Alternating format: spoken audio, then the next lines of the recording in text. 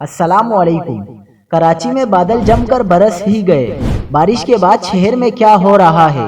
شہر قائد کے مختلف علاقوں میں بارش کے باعث بجلی غائب ہو گئی۔ لائٹ ہاؤس چپل گلی میں کرنٹ لگنے سے ایک شخص جاں بحق ہو گیا۔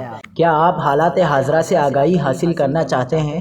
خبر کے پیچھے چھپے اصل حقائق جاننا چاہتے ہیں تو ابھی سبسکرائب کیجئے جلمل پاکستان کو اور ساتھ ہی گھنٹی کے نشان پر کلک کر دیں۔ کراچی میں 2 روز سے کہیں بارش، کہیں بوندا باندی تو کہیں کڑکتی دھوپ۔ تیسرے روز شہر بھر میں بادل برس پڑے۔ کراچی کے مختلف علاقوں میں گرج چمک اور تیز ہواؤں کے ساتھ موسلادھار بارش ہوئی۔